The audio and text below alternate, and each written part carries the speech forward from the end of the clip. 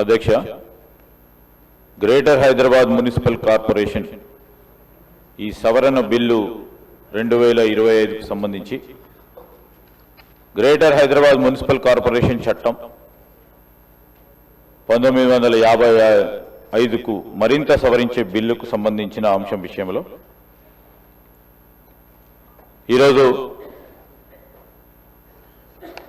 ఈ బిల్లు యొక్క ప్రధానమైన ఉద్దేశం ఔటర్ రింగ్ రోడ్ వరకు విస్తరించి ఉన్న కోర్ అర్బన్ రీజన్ రాష్ట్ర మెట్రోపాలిటన్ వృద్ధికి ప్రధాన ఇంజన్ మరియు కీలకమైన ఆర్థిక జోన్గా ప్రభుత్వం గుర్తించింది అధ్యక్ష. ఈ ప్రాంత రాష్ట్ర స్థూల దేశోత్పత్తికి జిఎస్డిపికి సంబంధించి గణనీయమైన వాటాను అందిస్తూ ఉంది అధ్యక్ష. ప్రస్తుతం 20 మున్సిపాలిటీసు మరియు 7 మున్సిపల్ కార్పొరేషన్లను తెలంగాణ మున్సిపాలిటీ చట్టం 2019 పరిధిలో ఉండగా జిహెచ్ఎంసీ ప్రాంతంలో 1955 చట్టం పరిధిలో ఉన్నాయి.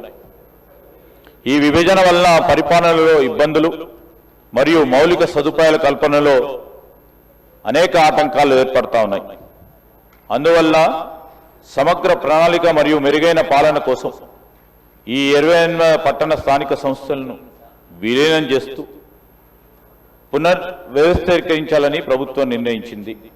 దీనికోసం 1/12/2 నాడు జారీ చేసిన ఆర్డినెన్స్ స్థానంలో ఈ బిల్లు ప్రవేశపెట్టడం జరిగింది. మరి ఈ బిల్లుకు సంబంధించి ముఖ్య ఉద్దేశం అధ్యక్ష, ఏదైనా జాగ్రఫికల్గా వార్డులు కానీ డివిజన్స్ కానీ డిమార్కేషన్కు సంబంధించి ఇంతపూర్వకం మరి ప్రభుత్వ పరంగా అధికారాలు ఉంటుండే అధ్యక్ష. దీనికి సంబంధించి ఈరోజు ఈ చట్ట సవరణ ద్వారా లెజిస్లేచర్కి మరి అధికారాన్ని ఇచ్చే ఆలోచనతోనే ఈ బిల్లును ప్రవేశపెట్టడం జరిగింది. చాలా చిన్న సవరణ. మరి రేపు రాబోయే కాలంలో మున్సిపాలిటీకి సంబంధించి ప్రధానంగా గ్రేటర్ హైదరాబాద్కు సంబంధించి దానికి భౌగోళికంగా హద్దులు నిర్ణయం చేయడానికి, వార్డులు నిర్ణయం చేయడానికి, దానికి సంబంధించి భూరేఖలకు సంబంధించిన అంశం విషయంలో మరి శాసనసభకు